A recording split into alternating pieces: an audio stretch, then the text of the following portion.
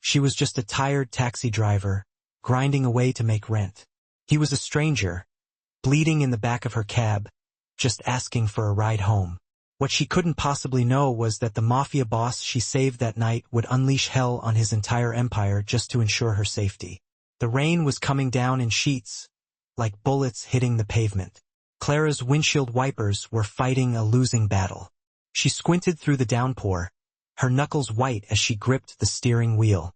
The dashboard clock glared 2:47 a.m. 3 more hours until her shift was done. 3 more hours until she could crawl into bed next to Eli and pretend she wasn't drowning in debt and exhaustion. Her phone buzzed, the screen on the dash lighting up. Pickup request. Murphy's Bar, West Side, cash fare. Clara's finger hovered over the decline button. West Side at 3 in the morning spelled trouble with a capital T. Drunks, brawls, guys who thought a female driver was an open invitation. Then the phone rang. It was dispatch. Clara, you there? I'm here, Tom.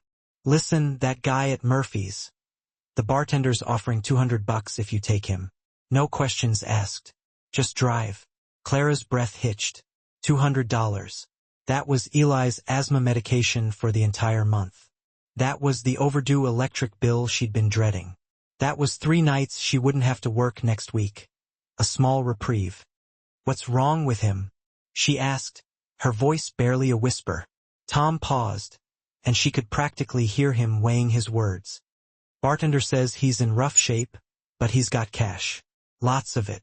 Clara closed her eyes, picturing Eli's inhaler, practically empty. She saw the eviction notice tucked away under her mattress. A constant threat. I'll take it. Murphy's Bar stood at the dead end of a street that looked like the city had intentionally forgotten about it. Grimy neon beer signs flickered in the dirty windows. A man in a stained apron stood outside under the awning, taking a drag from a cigarette. Clara pulled up, rolling down her window just a crack. You the taxi? The bartender asked, his voice raspy. Yeah. He flicked his cigarette butt into a puddle. He's inside. Can you help me get him to the car? Clara's stomach clenched.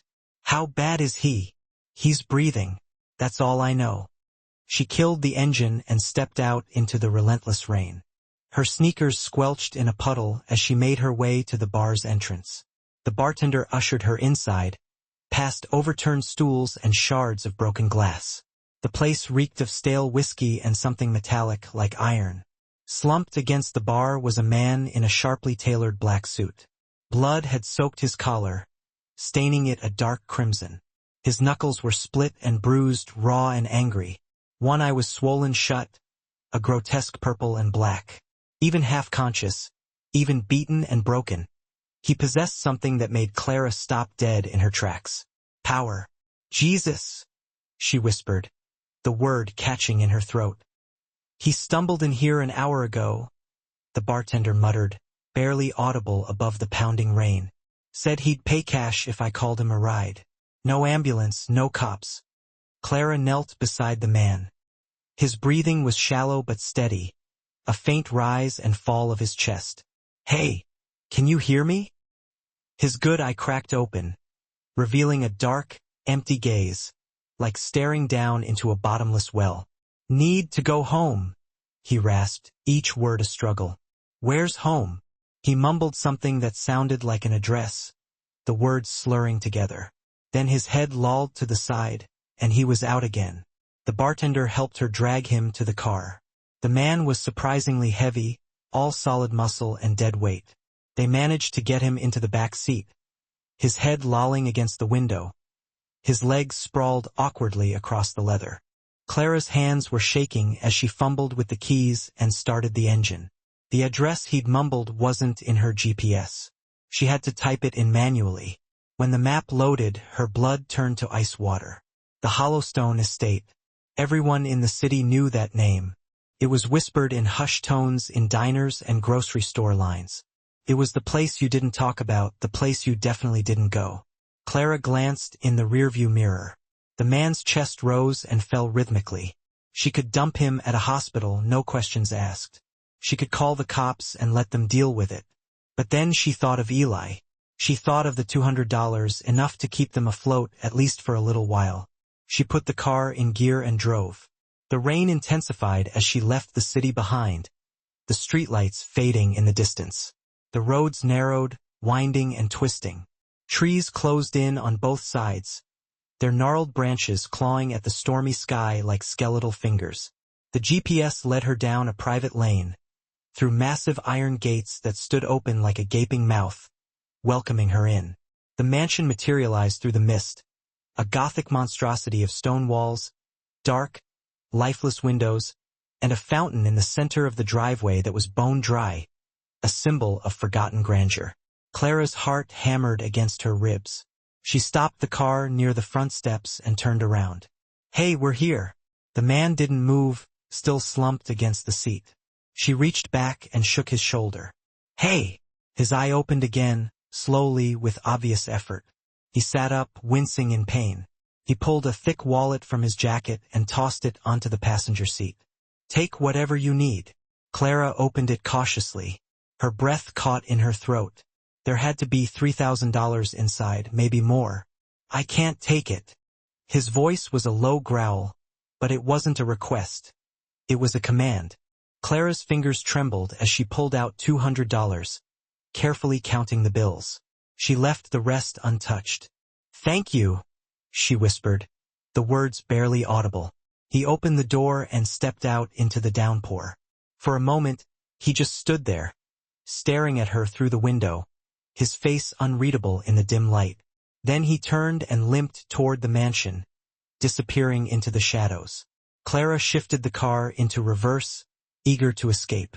That's when the headlights appeared, blindingly bright in the rearview mirror. Two black SUVs roared up the driveway, cutting off her escape route. Men in dark clothing jumped out, shouting, their hands reaching inside their jackets, a clear threat. Clara's instincts screamed at her. She yanked the steering wheel, slamming her foot down on the gas pedal. Her taxi skidded across the wet grass, tires spinning wildly, spraying mud everywhere. She heard shouting, then a sharp crack that might have been a gunshot. She didn't dare look back.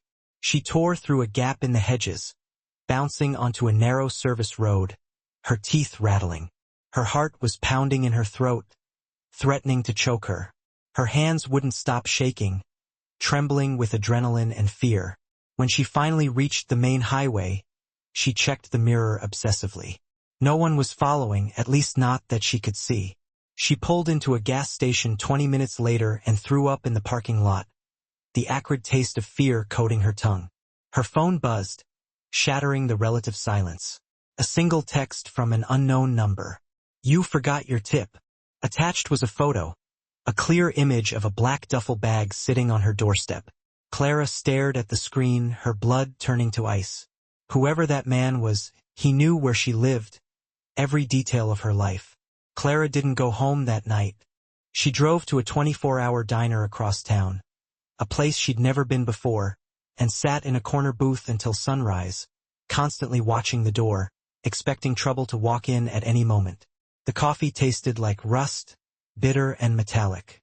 Her phone sat face down on the table, a constant reminder of the danger she was in.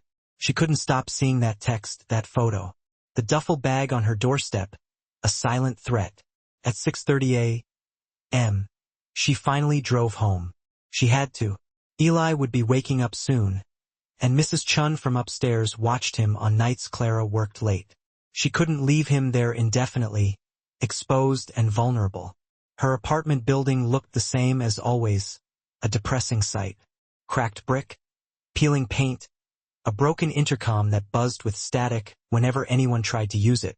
The duffel bag was gone. Clara's stomach dropped, and she felt a wave of nausea wash over her. She took the stairs 2 at a time, her keys already clutched tightly in her hand, ready for anything. When she opened her apartment door, Mrs. Chun was in the kitchen, calmly making eggs. Eli sat at the table in his dinosaur pajamas, happily drawing. "Mama!" He jumped up and wrapped his small arms tightly around her waist, burying his face in her side. Clara held him close, breathing in the familiar, comforting smell of his shampoo, trying to ground herself. "Hey, baby," Mrs. Chun said. "You had to work extra late last night, dear." "I did." She kissed the top of his head, then looked at Mrs. Chen, searching for any sign of trouble. "Everything okay?" The older woman nodded, but something flickered in her eyes, a subtle hint of unease. "There was a delivery this morning, very early. A man left a bag by your door." Clara's throat went dry, and her heart skipped a beat. "What man?" "I didn't see his face. Big suit. He was gone before I could ask any questions." Mrs. Chun lowered her voice, leaning in conspiratorially. "Clara, I put the bag in your bedroom. I didn't open it, but it felt heavy." After Mrs. Chun left, Clara locked the apartment door twice, making sure the chain was securely fastened. She told Eli to keep drawing, trying to sound casual, then went to her bedroom and shut the door firmly behind her. The duffel bag sat on her bed like a sleeping animal, a silent, ominous presence. She unzipped it slowly, her hands trembling. Cash. Stacks of it bound tightly in rubber bands. 20s, 50s, hundreds. And on top of the money, a handwritten note on expensive, thick cardstock. "For the trouble. Stay safe. V." Clara's hands shook even more violently as she began to count, her mind racing. $10,000, maybe more. She should have been relieved. She should have been grateful for this unexpected windfall. Instead, she felt like she'd swallowed shards of broken glass, each piece cutting her from the inside out. The day passed in a blur of fear and anxiety. Clara called in sick to the diner, feigning a cough. She couldn't focus, couldn't breathe properly. She kept checking the windows, obsessively scanning the street, expecting to see men in dark suits watching her building, waiting for her to make a move. By afternoon, she noticed the car, a black sedan, parked across the street, its windows darkly tinted, the engine off. It had been there since noon, a silent, watchful presence. Clara's neighbor, Mr. Desmond, a kind, elderly man, noticed it too. He knocked on her door around 3, his brow furrowed with concern. "You got friends with expensive cars and tinted windows?" he asked, scratching his beard thoughtfully. "No." "Then someone's watching you." He glanced nervously over his shoulder, lowering his voice. "Been there all day. 2 men inside. They ain't cops." Clara's pulse hammered in her ears, a frantic drumbeat of fear. She thanked him, forcing a weak smile, and quickly closed the door, bolting it shut. She had to think. She had to stay calm for Eli's sake. But then Eli's school called, the ringing of the phone slicing through her anxiety like a knife. Miss Torres, the principal's voice was tight, strained. "I'm calling about an incident this afternoon." Clara's heart stopped, and she felt a wave of dizziness wash over her. "Is Eli okay? Is he hurt?" "He's fine physically, but a man came to the school today asking questions about him. Claimed to be a family friend. Our staff didn't recognize him, so we turned him away. I wanted to inform you immediately." Clara felt the room tilt around her, the floor suddenly unsteady beneath her feet. "What did he look like? Can you describe him?" "Tall, in his 40s, suit and tie. He left when we asked for identification." Clara ended the call abruptly and grabbed her keys, her hands shaking so badly she could barely grip them. She picked Eli up from school early, holding his hand so tightly he complained. On the drive home, she checked the rearview mirror every 5 seconds, her eyes darting back and forth, searching for any sign of pursuit. The black sedan was still there, a constant, menacing presence, 2 cars back. Professional, she thought grimly. They knew what they were doing. She couldn't lead them back to the apartment, couldn't put Eli in further danger. She turned left, then right, weaving through a maze of side streets, hoping to lose them. The sedan stayed relentlessly 2 cars behind, mirroring her every move. She pulled into a crowded grocery store parking lot, a sea of cars and people, and got out, still holding Eli's hand tightly. "Stay close to Mama," she whispered, her voice trembling. They went inside, the fluorescent lights of the store buzzing overhead. Clara pretended to shop, pushing a cart aimlessly through the aisles. but her eyes were constantly fixed on the entrance, scanning the faces of everyone who walked in. 2 men walked in, the same 2 from the sedan. Dark suits, dead, emotionless expressions, but they didn't approach her. They just watched, their eyes cold and calculating, sending a shiver down her spine. Clara's breath came in short, rapid gasps. She pulled out her phone with shaking hands and typed a desperate message to the unknown number from the previous night. "Who are you? Why are people following me?" The reply came instantly, almost too quickly. "Where are you?" Clara hesitated, weighing her options, then typed the address of the grocery store. "Stay inside. Help is coming." 3 minutes later, the 2 men in suits abruptly turned and walked out of the store quickly, almost running. Clara dragged Eli to the window, her heart pounding in her chest. Outside, a new car had arrived, pulling into the parking lot with a quiet authority. A sleek black SUV, even more menacing than the sedan. 3 men stepped out, bigger, colder, deadlier than the first 2. The original 2 men scrambled into their sedan and sped away, tires squealing. One of the new men walked into the store, his presence filling the space. He was enormous, a mountain of muscle, with a jagged scar slashed across his jaw, a permanent mark of violence. He stopped directly in front of Clara, his eyes locking onto hers. "Miss Torres, we're here to take you somewhere safe." Clara instinctively pulled Eli behind her, shielding him with her body. "I'm not going anywhere with you." The man's expression didn't change, remaining impassive. "Those men who were following you, they don't work for us. They work for people who want to know what you saw last night." He leaned closer, his voice a low, menacing rumble. "Mr. Moretti sent us to protect you. You can come with us, or you can take your chances." Clara looked at Eli's wide, frightened eyes, reflecting her own terror.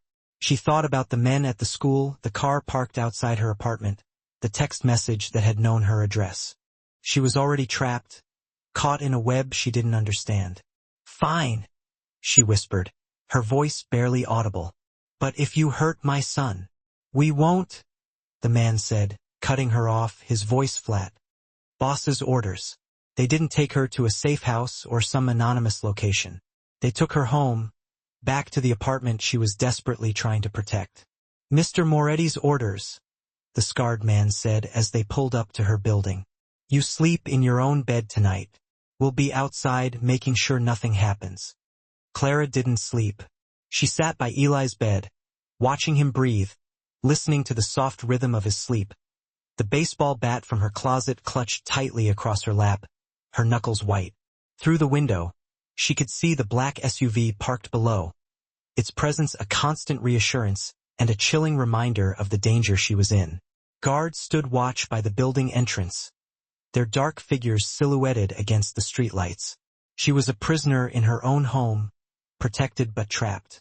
Morning came slowly, dragging itself into existence.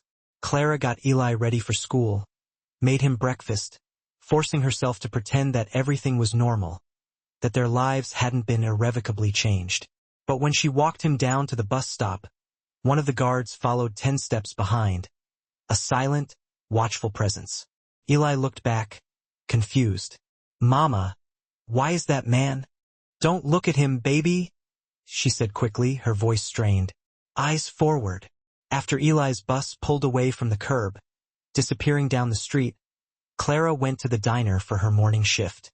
She needed normal, a desperate attempt to cling to the life she'd known before the madness started. She needed to think, to figure out what to do, but normal was over, a distant memory. He was waiting for her at the counter. The man from the night she'd driven him home, the one who turned her life upside down, sat on a red vinyl stool, dressed in a different suit, charcoal gray, perfectly tailored. The bruises on his face had faded to yellow shadows, but the split knuckles on his hands were still bandaged. His eyes, however, were clear now, sharp and alive, assessing everything around him. Everyone in the diner had gone quiet, the usual morning chatter silenced by his presence. Clara's manager, Pete, stood frozen by the kitchen door, his face pale and drawn, clearly terrified. The man, Vince Moretti, she now knew, turned his head slowly and looked directly at her, his gaze intense and unwavering. "Miss Torres, may I buy you lunch?" It wasn't a question. It was an order, delivered with a quiet authority that brooked no argument. Clara's throat tightened, and every instinct screamed at her to run, to escape while she still could. But Pete was watching, her coworkers were watching, their eyes wide with fear and curiosity. And outside, through the window, she could see more SUVs parked along the street, their dark windows reflecting the morning sun like malevolent eyes. She tied her apron with shaking hands, the fabric rough against her skin. "I'm working. Pete doesn't mind. Do you, Pete?" Her manager shook his head quickly, his eyes darting nervously between Clara and Vince. "Take your break, Clara. Take all the time you need." Vince gestured to a booth in the back corner, away from prying eyes. Clara walked over on numb legs, each step a monumental effort, and slid into the seat across from him, her heart pounding in her chest like a trapped bird. Up close, he was different than she remembered, older than she'd initially thought, maybe 40. There was gray at his temples, a subtle network of lines etched around his eyes, a faint scar along his jawline that she hadn't noticed in the darkness. But it was his presence, his aura of power and danger, that pressed down on her like a physical weight, making it difficult to breathe. "You saved my life 3 nights ago," he said quietly, his voice low and smooth. "I drove you home, that's all. It's my job. You could have taken me to a hospital or the police." His eyes didn't leave hers, holding her captive. "You didn't. You paid me not to. I paid you 200. He paused, his gaze unwavering. "You left 3,000 in my wallet." He leaned forward slightly, his expression unreadable. "Why?" Clara's hands curled into tight fists under the table, her nails digging into her palms. "Because it wasn't mine." Something flickered across his face, a brief flash of surprise, maybe, or respect. "The men who followed you yesterday," he continued, ignoring her response, "they work for people who think you know something about me, about my business, about that night." "I don't know anything," she insisted, her voice trembling. "I believe you." His eyes held hers for a long moment, conveying a sincerity that surprised her. "They don't." He paused, and the air in the diner seemed to thicken, charged with unspoken threats. "Which means you're in danger until I fix this." Clara's voice shook as she spoke, barely a whisper. "Then fix it and leave me alone." "I'm trying, but it takes time. These things are rarely simple." His expression softened, just barely, but enough to notice. "Until then, my men will keep you safe, protect you and your son from any harm." At the mention of Eli, Clara's fear flared into anger, a protective rage that burned through her veins. She leaned forward, her voice low and sharp, laced with venom. "You don't get to talk about my son. You don't get to send men to his school, to our home. He's off limits." "I didn't send anyone to his school," Vince interrupted, his voice like steel, a clear warning. "That was them, the people who want to hurt me. My men stopped it before it became a problem, before they could get to him." The anger drained out of her as quickly as it had appeared, replaced by a bone-chilling terror that left her shaking. What do they want? What are they after? Leverage? Information? Revenge? He glanced away briefly, his gaze unfocused, and for the first time, he looked tired, the weight of his world pressing down on him. "I made enemies, Miss Torres. That's the life I chose. You just got caught in the crossfire. I'm sorry." The apology sounded strange coming from him, out of place, but it also sounded genuine, heartfelt. The door to the diner chimed, shattering the tense silence.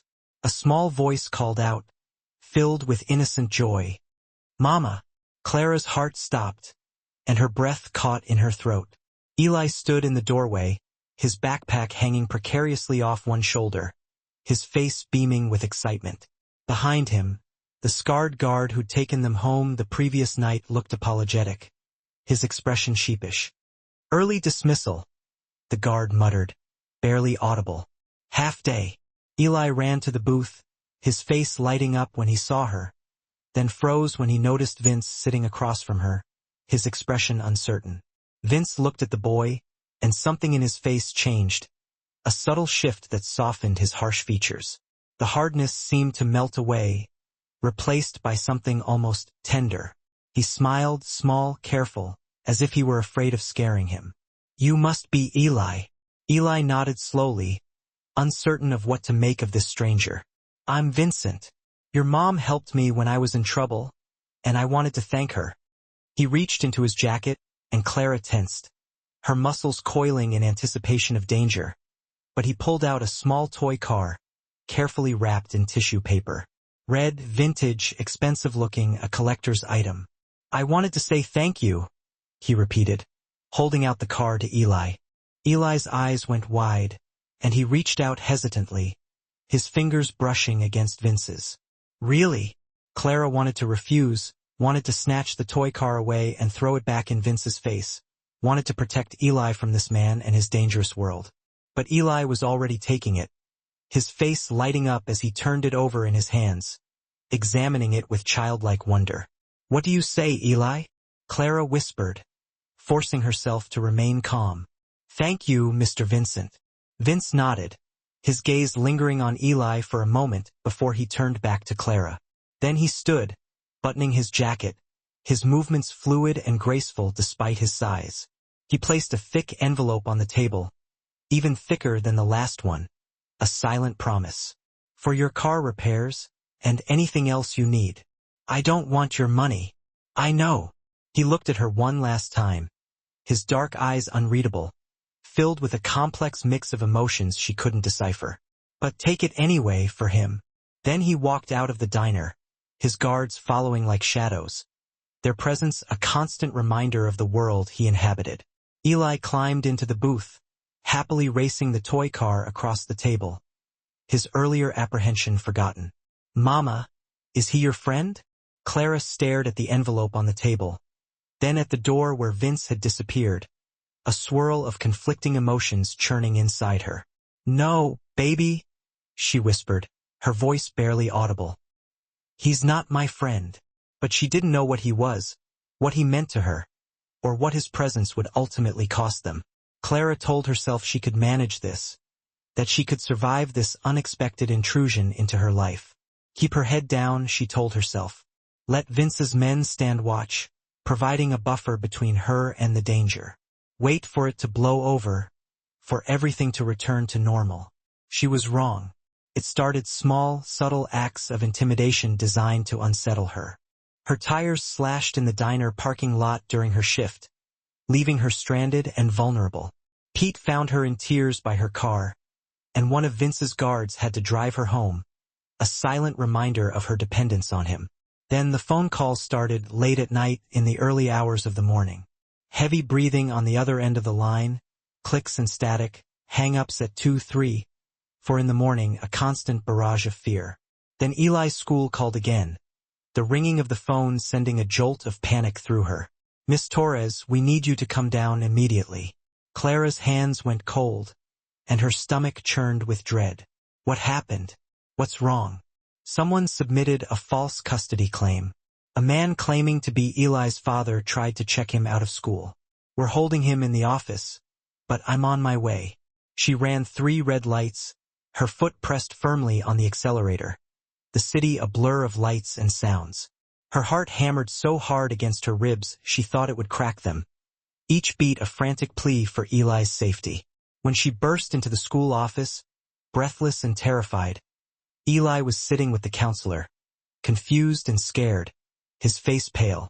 The man was gone, vanished into thin air.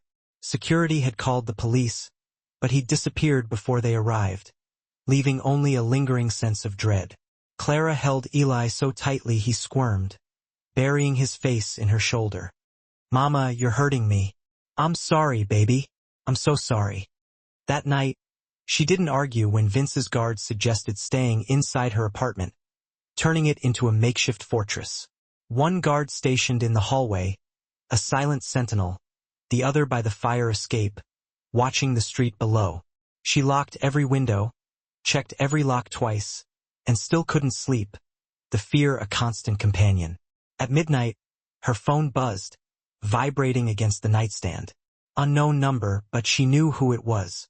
"Are you awake?" She stared at the message for a long moment, her fingers hovering over the keypad. "Yes," she typed back, her hands trembling. A new message arrived almost immediately. "I'm sending a car. Pack a bag for you and your son, just for a few days." "No," Clara typed back, refusing to leave her home. "They broke into your building 20 minutes ago. My men stopped them on the stairwell before they could get to you. You're not safe there anymore." Her blood turned to ice, and she felt a cold dread creep through her veins. She crept to her door and looked through the peephole, her breath held captive in her chest. Two of Vince's guards stood in the hallway, tense and alert, their faces grim. One had blood on his knuckles, a stark reminder of the violence they were capable of. Clara's knees buckled, and she leaned against the door for support, her body shaking uncontrollably. She typed with trembling fingers. "Where would we go? Where are you sending us?" "Somewhere they can't reach you. Somewhere safe. Trust me." She looked at Eli asleep in his bed, his face peaceful, clutching the red toy car Vince had given him. She didn't have a choice anymore, not if she wanted to keep him safe. "Okay," she typed, surrendering to the inevitable. The safe house was 40 minutes outside the city, hidden at the end of a long, winding private road, far from civilization. It was smaller than she expected, a 2-story cabin with stone walls and large windows overlooking a seemingly endless expanse of woods. Beautiful in a lonely, isolated way. Vince was waiting on the porch when they arrived, standing in the shadows. He'd taken off his suit jacket, his sleeves were rolled up, and he looked more human like this, less imposing, but no less dangerous. Tired, she thought.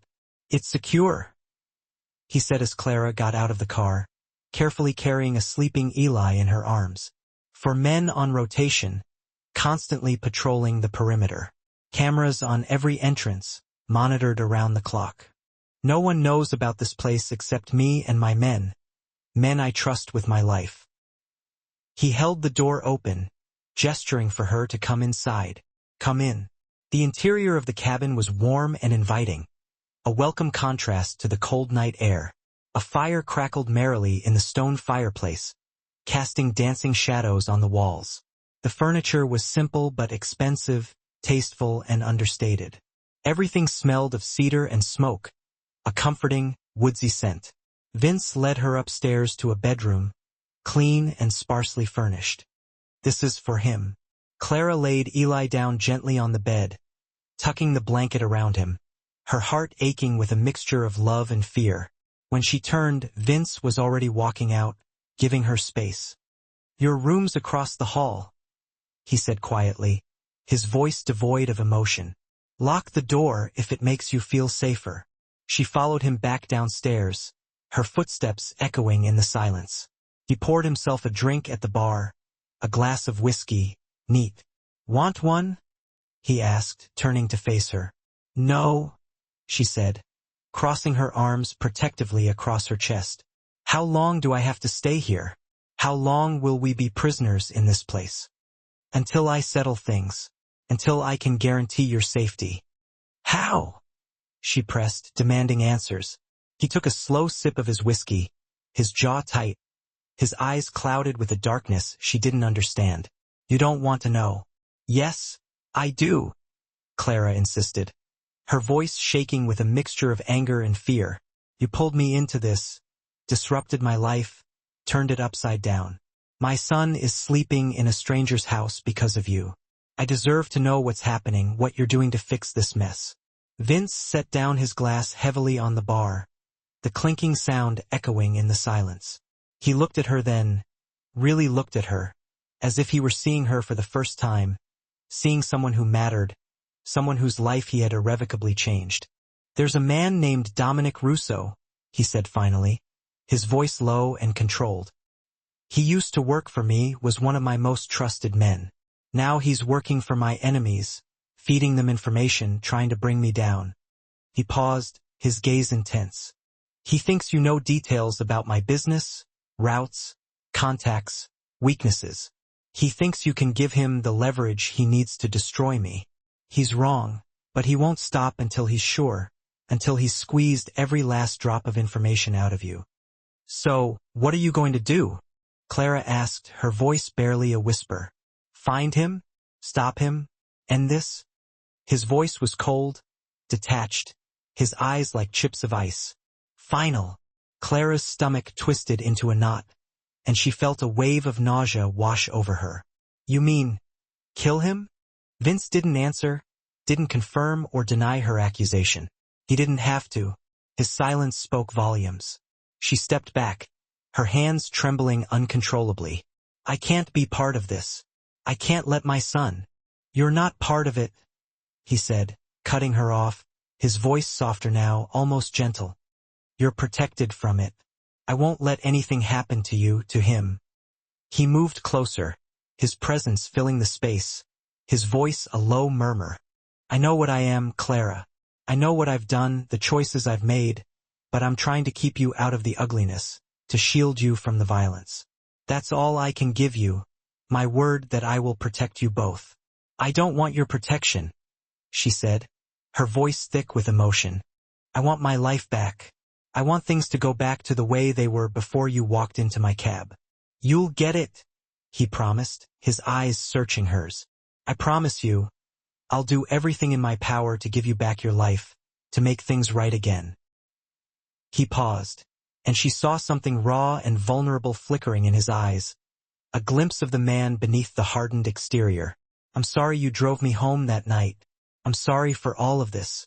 Clara looked at him, at this dangerous man who had destroyed her quiet life, who'd brought terror to her door. And she saw, for just a second, the same brokenness she felt, the same sense of loss and regret. Me, too, she whispered, the words barely audible, her voice filled with a mixture of sadness and resignation. She went upstairs and locked her door, shutting out the world. But sleep didn't come easily, because downstairs she could hear him pacing back and forth, like a caged animal who'd forgotten how to rest, trapped by the choices he'd made. And despite everything, despite the fear and the anger, she wondered if he'd ever really felt safe anywhere, if he'd ever known peace. Even here, in this secluded cabin, surrounded by guards and protected from his enemies, he seemed restless, haunted by his past. Even here, 3 days passed like a held breath, each moment filled with tension and uncertainty. Clara spent them watching Eli play in the woods behind the cabin, always with a guard nearby, a silent protector. She cooked meals in the unfamiliar kitchen, trying to create a sense of normalcy, of routine. She read books she found on the shelves, losing herself in other worlds, trying to escape her own. She avoided Vince, but he was everywhere, a constant presence in her life, whether she wanted him there or not. She'd wake at dawn and find fresh coffee already made, a silent gesture of consideration. She'd hear him on the phone in his study, speaking Italian in low, dangerous tones, conducting business she didn't want to know about. She'd catch glimpses of him through windows, standing on the porch, smoking, staring out at the woods, lost in his own thoughts. He never seemed to sleep. She was sure of it. On the 4th night, Clara couldn't sleep either, the anxiety keeping her wide awake.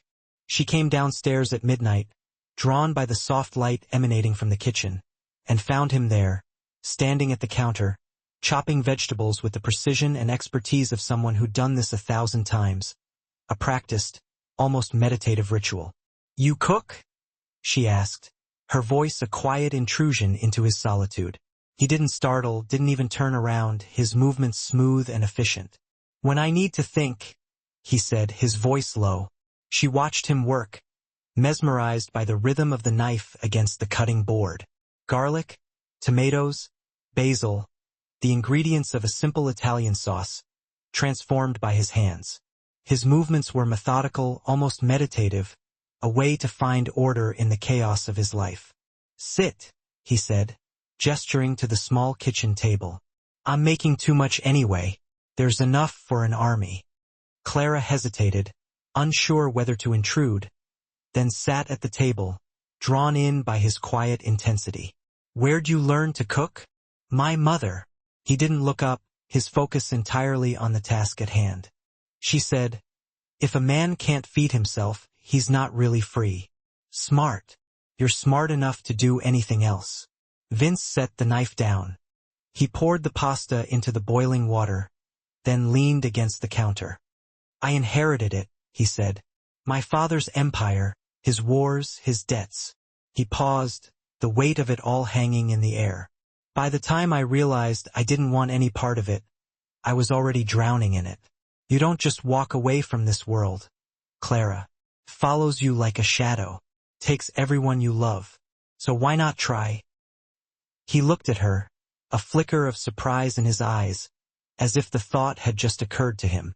What if he could walk away, disappear, start over? It wasn't that simple, of course. "Nothing is," Clara said, her voice soft but firm. "But you're trying to protect me and Eli from your world. Maybe you should protect yourself from it, too." Vince stared at her for what felt like an eternity, his expression unreadable. Then he turned back to the stove, stirring the sauce with a renewed intensity. When he spoke again, his voice was low and gravelly. "That night you picked me up, I had just killed 3 men. Clara's breath hitched in her throat. "They ambushed me after a meeting. I should have died." He plated the pasta, his hands surprisingly steady despite the stark confession. "But I didn't. And when I woke up in your taxi, half dead, being driven through the rain by a woman who didn't know who I was, it was the first time in 20 years I felt like a person instead of a weapon." He set the plate in front of her, his gaze meeting hers. "You drove me home, Clara. Not to another fight. Not to another war. Home." Her throat tightened with emotion. "That wasn't home. That was a mansion." "I know." He offered a sad, broken smile. "I haven't had a real home since I was 12. Clara looked down at the pasta, the steam rising between them like a fragile barrier. She picked up her fork and took a bite. It was the best thing she'd ever tasted, a testament to the simple act of sharing a meal, of finding solace in the midst of chaos. They ate in silence, but it wasn't an uncomfortable silence. It was something else, something deeper, something that scared her more than the danger lurking outside. Then, Eli appeared in the doorway, rubbing his eyes, still half asleep. He stopped short when he saw Vince. "Hey kid, hungry?" Vince asked, his voice softening. Eli nodded sleepily. Vince made him a small plate of pasta, then sat with them at the table. He asked Eli about his favorite dinosaurs, listened patiently to his rambling stories about school, and actually laughed a genuine, unguarded laugh when Eli knocked over his juice. Clara watched as this feared Mafia boss wiped up the spilled juice with a dish towel, and something inside her shifted, the scales tilting in a way she hadn't expected. After Eli went back to bed, they sat on the porch. The night was clear, the stars scattered across the sky like shards of broken glass, each one a tiny spark of hope in the vast darkness. "Thank you," Clara said, "for dinner, for being kind to him. He's a good kid. You raised him right." "I'm trying." Vince turned to her, his expression serious. "Clara, I need you to know something. When this is over, when you're safe, I'm leaving. I'm dismantling everything my father built, piece by piece. It'll take time, but I'm done." "Why tell me?" "Because you asked me to," he said, his eyes holding hers. "Because, for the first time, someone made me believe I could." The air between them felt electric, charged with a dangerous energy. Clara stood abruptly, breaking the spell. "I should go to bed." "Clara? Good night, Vince." She hurried inside before he could say anything else, before she could do something stupid, something she'd regret. But that night, lying in bed, she couldn't stop thinking about his hands in the kitchen, the way he'd stirred the sauce with such care. She replayed his laugh at the table, the way he looked at her, like she was something precious, like she was home. And that terrified her more than anything else. Clara woke to silence, a silence that felt wrong, unnatural. She'd grown accustomed to the constant hum of activity in the safe house. The guards talking in low voices, Vince's footsteps downstairs, the quiet drone of the security monitors. But now there was nothing. She checked her phone, a knot of unease tightening in her stomach. Something was terribly wrong. She crossed the hall to Eli's room, her heart pounding in her chest. He was still asleep, curled around his toy car, oblivious to the danger that surrounded them. She locked his door from the inside, then crept to the stairs, her senses on high alert. The living room was dark and empty, the silence deafening. Then, she saw it. The front door wide open, cold wind rushing in, carrying with it the scent of rain and the premonition of disaster. Clara's heart slammed against her ribs, a frantic drumbeat against the rising tide of fear. She grabbed a fire poker from the stand near the fireplace, her hands trembling, and moved cautiously toward Vince's study. The door was cracked, a sliver of light spilling through the darkness. Inside, Vince sat at his desk, perfectly still, his head slumped forward. A thin trickle of blood dripped from his temple, staining the polished wood. His gun lay on the floor, just out of reach. And standing behind him, pressing a pistol to the back of his head, was one of his own guards. Marco, the one with the scar that ran from his temple to his jaw. "Miss Torres." Marco's voice was almost apologetic, a strange dissonance in the face of such brutal betrayal. Bad timing. Clara raised the poker, her hands shaking uncontrollably. "Get away from him. Can't do that." Marco glanced at Vince, his expression hardening. "Sorry, boss. Nothing personal. Russo's paying triple what you do, and he promised my family stays safe if I deliver you." Vince's voice, though laced with pain, was calm and cold. "Think about what you're doing, Marco." "I did. For weeks." Marco's finger tightened on the trigger, his eyes filled with a chilling mix of fear and determination. "Goodbye, Mr. Moretti." Clara didn't hesitate. She hurled the poker with everything she had, years of pent-up frustration and a desperate need to protect those she cared about fueling her aim. It struck Marco's shoulder with a sickening thud. He jerked violently, his grip faltering. The gun went off, the sound deafening in the small room. The bullet shattered the window behind Vince's head, sending shards of glass flying. Vince moved like lightning, his reflexes honed by years of violence. He drove his elbow back into Marco's ribs with brutal force, spinning around and grabbing the weapon from his stunned assailant. Another gunshot erupted, the sound even more deafening than before. Marco crumpled to the floor, his eyes wide with shock, then empty. Vince stood over him, breathing hard, his shirt stained with Marco's blood. He looked at Clara, his eyes filled with a mixture of relief and grim determination. "Get Eli now, Vince. Now," he barked, his voice leaving no room for argument. She ran, her feet pounding against the floorboards. She burst into Eli's room, scooping him up from his bed. He woke crying, confused and disoriented. "Mama, what's happening?" "We have to go, baby. Hold on to me." Downstairs, Vince was already grabbing keys, a bag, another gun, his movements swift and efficient. "The other guards are dead. Russo's men are 5 minutes out." "How do you know?" "Because Marco wouldn't betray me unless Russo was already on his way to finish it." He opened the back door, the cool night air rushing in. "My car, go." They ran into the night, the darkness offering a fleeting sense of cover. Behind them, headlights cut through the trees, illuminating their desperate escape. Engines roared, growing closer with each passing second. Vince's car, a sleek black Mercedes, was parked behind the cabin. Clara slid into the driver's seat, Eli clutching her neck, his small body trembling. Vince jumped in beside her, his face grim. "Drive." "Where?" "Anywhere. Just drive." Clara's hands instinctively found the wheel, her muscles remembering the familiar motions. She floored it, the tires screaming in protest as they gripped the gravel. The Mercedes shot down the narrow road, its headlights bouncing wildly through the darkness. Behind them, 3 SUVs appeared, their headlights like predatory eyes, closing in fast. "They're right behind us." Clara's voice cracked, her fear palpable. Vince rolled down his window, leaned out into the wind, and fired 3 shots, each one precise and deadly. One SUV swerved violently, crashing into a tree in a shower of sparks and twisted metal. The other 2 kept coming, relentless in their pursuit. Left at the fork, Vince shouted, his voice barely audible above the roar of the engines.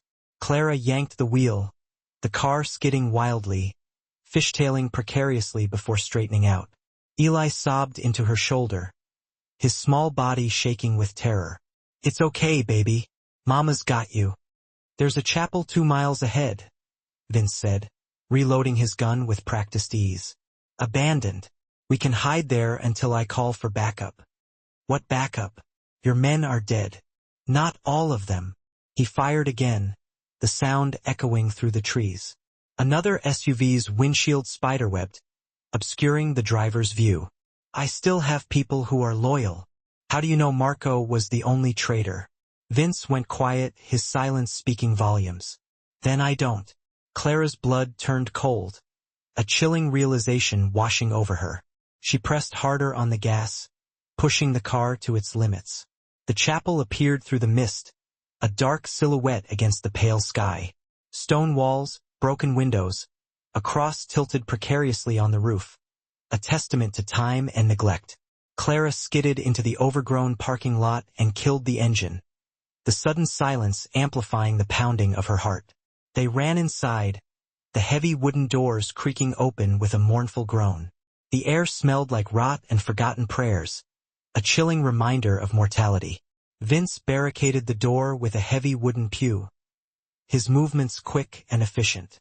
Outside, engines idled, doors slammed, voices shouted, closing in on them. "They'll surround us," Clara whispered, holding Eli tight, her voice trembling. Vince checked his gun, counting the bullets left. He looked at her, and for the first time, she saw fear in his eyes. Real fear, the kind that stripped away the bravado and revealed the vulnerability beneath. "Clara, listen to me."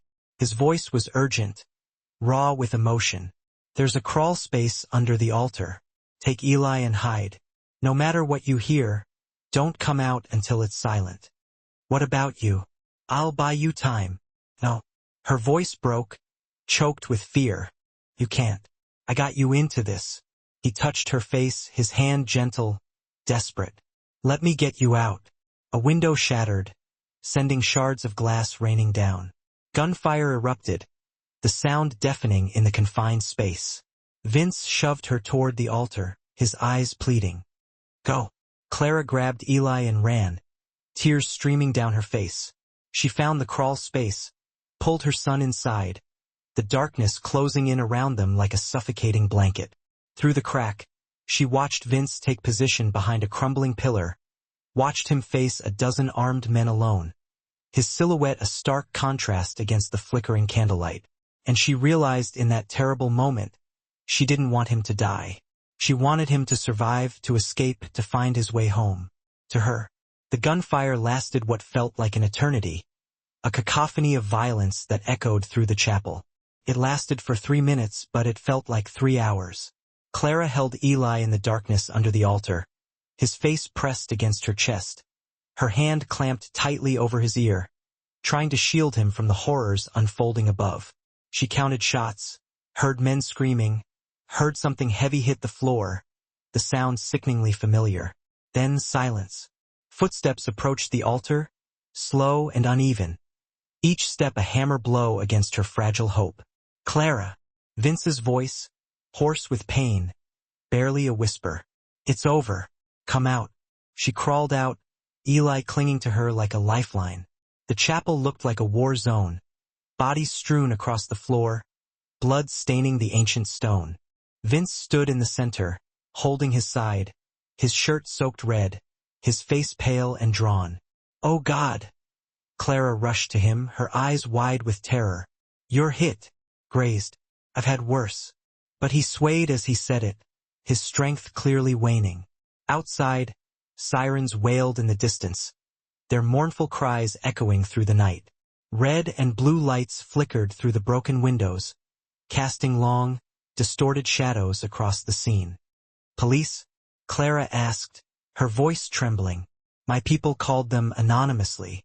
Vince limped toward the back door, his movements labored. We need to go before they arrive. I can't be here when they show up. You need a hospital. I need to disappear. He looked at her, his face pale and resolute. And so do you. They made it back to the car, Vince collapsing in the passenger seat. Clara drove while he gave directions, his voice growing weaker with each turn, the words slurring together. They ended up at a small, dilapidated motel an hour outside the city, the kind of place that asked no questions and accepted only cash. Clara got Eli settled in bed, his body exhausted, his mind traumatized into sleep. Then, she turned to Vince, her expression determined. Shirt off now. He peeled it away slowly, his movements stiff and painful. The wound along his ribs was deep but clean, a testament to the brutal efficiency of violence. Clara used the first aid kit from the car, her hands surprisingly steady despite everything that had happened. She had learned basic medical care when Eli was born, premature and fragile, spending weeks in the NICU. Those skills came back to her now, a strange comfort in the midst of chaos. You should have been a nurse, Vince said through gritted teeth as she stitched the wound closed. I should have been a lot of things. She tied off the thread, her voice barely a whisper. Before I met you. He caught her hand, his grip surprisingly strong. Clara, don't. She pulled away gently, grabbed a bottle of water, and handed it to him. Just rest. But he didn't rest. At dawn, she found him on the phone, speaking in low, urgent tones. When he hung up, his face was unreadable, a mask of cold detachment. It's done, he said, his voice flat. Russo's dead. My remaining people found him 3 hours ago. Clara should have felt relief, a sense of closure. Instead, she felt hollow, empty. So it's over, for now. Vince sat on the edge of the bed, his gaze fixed on some distant point. But there will be others. There always are. As long as I'm in this life, you'll never be safe. Then leave it like you said you would. I am. He looked at her, his eyes filled with a weariness that went beyond physical exhaustion. I've arranged new identities for you and Eli. Social security numbers, birth certificates, bank accounts with enough money to start over anywhere you want. A lawyer will contact you in 3 days with the details. Clara's throat closed, making it difficult to breathe. What about you? I'm staying. I have to finish dismantling my father's empire. Make sure no one comes looking for you. His voice cracked slightly, revealing the vulnerability he usually kept hidden. It'll take time, maybe years. Vince. He stood, crossed to the table and placed 2 passports there. Hers and Eli's. New names, new lives. A chance to escape the shadow of his world. You're free, Clara. That's what you wanted. Isn't it? What I wanted. Her voice rose, laced with anger and resentment. I wanted my quiet life back. I wanted to raise my son without fear. I didn't want. She stopped, her hands shaking uncontrollably. Didn't want what? He stepped closer, his eyes searching hers. I didn't want to care about you. The words tumbled out raw and desperate, a torrent of emotions she could no longer contain. I didn't want to worry if you'd come home. I didn't want Eli asking where Mr. Vincent went. I didn't want to feel like this. Vince's expression shattered, his carefully constructed facade crumbling before her eyes. Clara, come with us, she whispered, her voice pleading. Please, just walk away. We can all start over. If I come with you, they'll never stop looking. Every enemy I've made will hunt you to get to me. He cupped her face with both hands, his touch gentle but firm. I won't let you live like that. I won't let him grow up looking over his shoulder, always waiting for the other shoe to drop. Tears spilled down her cheeks, blurring her vision. Then what was all this for? To keep you alive? His thumb brushed her cheekbone, wiping away the tears. That's all that matters to me now. Vince. He kissed her, his lips pressing against hers with a desperate urgency. It wasn't a gentle, tender kiss. It was furious, passionate, filled with all the things they couldn't say, all the emotions that had been simmering beneath the surface. Clara grabbed his shirt, pulled him closer, tasting salt and goodbye. His hands tangled in her hair, his grip tight, possessive. Her heart broke and mended and broke again, caught in the crosscurrents of love and fear.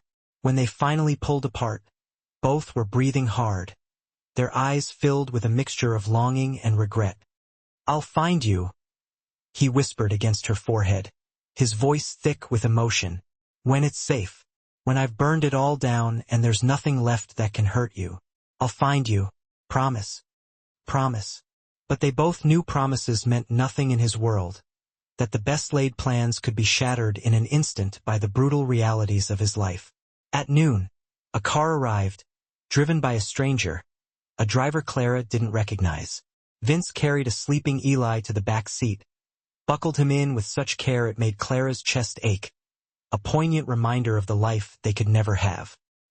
He turned to her one last time, his eyes filled with a sadness that mirrored her own. "Go be happy," he said, his voice barely audible above the pounding of her heart. "You deserve that." Clara got in the car, looked back through the rear window, her vision blurring with tears. Vince stood in the parking lot, getting smaller and smaller until he was just a shadow, a fading memory. Then he was gone, swallowed by the anonymity of the motel parking lot. The bakery smelled like cinnamon and hope, a comforting aroma that belied the turmoil within her. Clara wiped down the counter, watching through the window as waves crashed against the shore, their rhythmic roar a constant reminder of the relentless passage of time. The ocean town was small and quiet, the kind of place where everyone knew your name but didn't ask about your past, a refuge from the storm. She'd renamed herself Sarah, shedding her old identity like a snakeskin. Eli was now called Jacob, a fresh start for both of them. New lives, new stories, carefully constructed to erase the past. But some mornings, she still woke up reaching for someone who wasn't there, the phantom touch of his hand a cruel reminder of what she'd lost. "Mama, I'm going to the beach," Eli Jacob called from the back room, where he did his homework after school, his voice filled with the boundless energy of youth.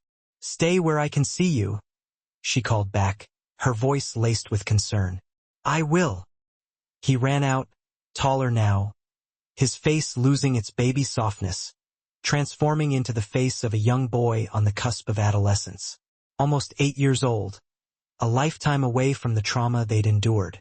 He barely mentioned Mr. Vincent anymore, his memories fading with each passing day. Children adapted, they forgot, their resilience a testament to the human spirit. Clara envied that. The door chimed, breaking her reverie. She looked up, forcing a smile, ready to greet the next customer. "Welcome to." The words died in her throat, her carefully constructed composure shattering like glass.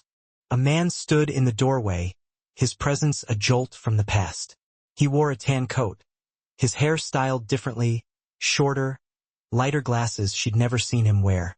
But those eyes, those dark and endless eyes, filled with a depth of emotion that transcended time and circumstance.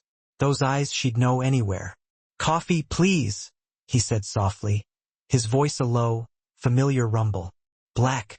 Clara's hands shook as she poured the coffee, her heart pounding against her ribs like a trapped bird. She slid the cup across the counter, the ceramic warm against her trembling fingertips.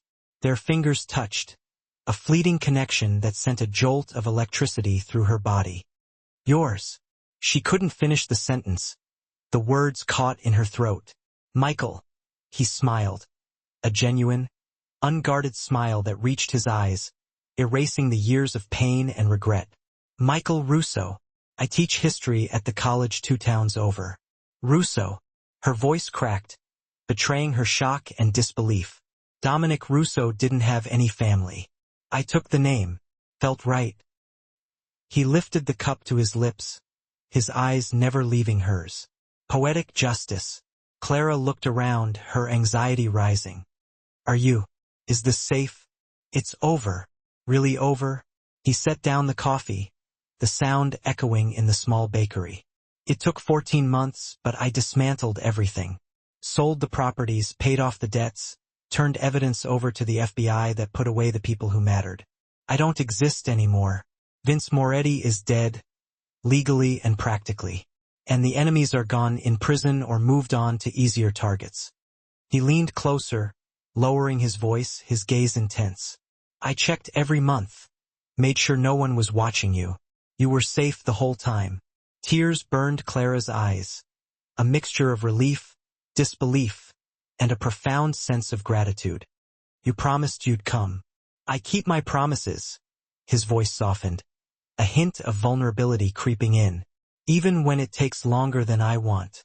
The door chimed again, announcing the arrival of another customer. An elderly woman walked in, ordering a blueberry muffin, her presence a jarring interruption to their reunion. Clara served her on autopilot, her movements mechanical, her mind racing. When the woman left, she turned back to Vince, her heart pounding. Why now? Because I'm finally free. No empire, no legacy, no debts. He paused, his eyes filled with a deep longing. And because I couldn't stay away anymore. Every day I didn't see you felt like drowning. Clara's breath hitched in her throat, her emotions a tangled mess. Vince. Michael, he corrected gently, a subtle reminder of his new identity. Vince is gone. I want to be someone new, someone who deserves a life. You always deserved it. Maybe.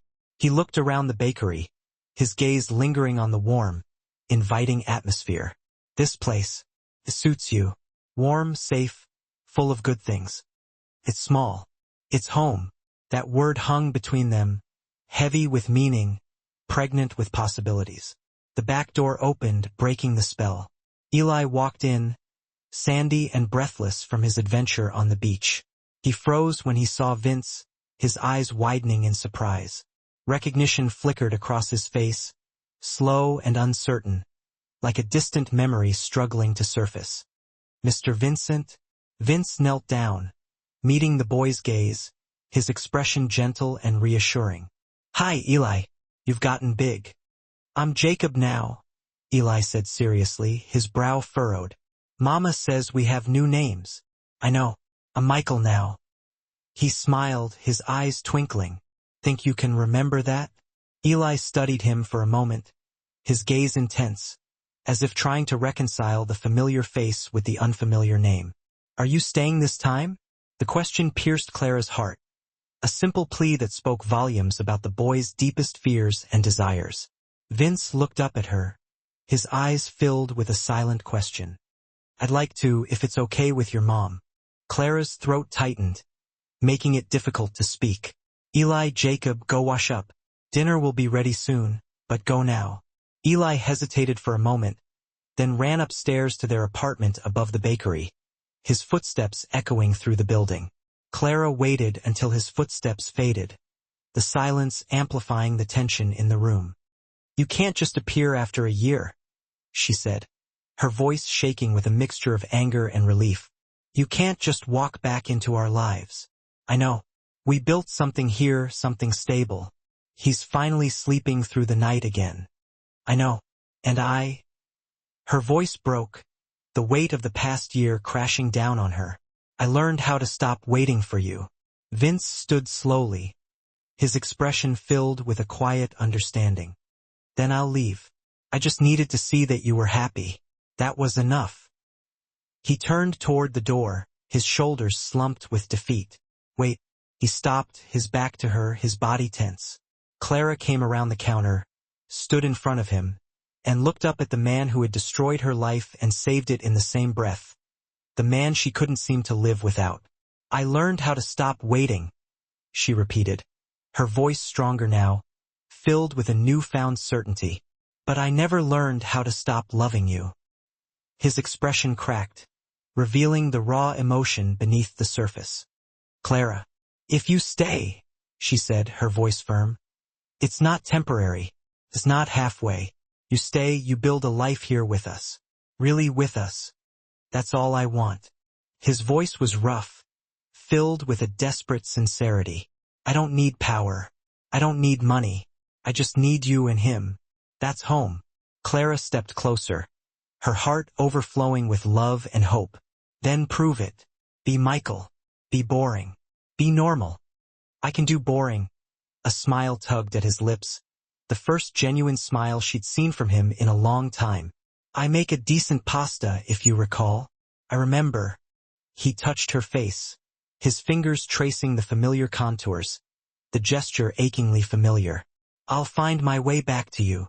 "You did?" She kissed him, soft and sure, a promise of a future filled with love and forgiveness. "Welcome home." Upstairs, a window opened, shattering the quiet intimacy of the moment. Eli's voice floated down, filled with childish curiosity. "Are you kissing Mr. Vincent? That's weird." They broke apart, laughing, the sound light and free, a genuine expression of joy. Vince called up, his voice filled with amusement. "It's Michael now, and yes, deal with it, kid." "Okay, Michael." A pause. "Are you staying for dinner?" Vince looked at Clara, his eyes questioning, seeking her permission. She took his hand, her grip firm, unwavering. "Yeah, he's staying for dinner. And maybe, just maybe, forever."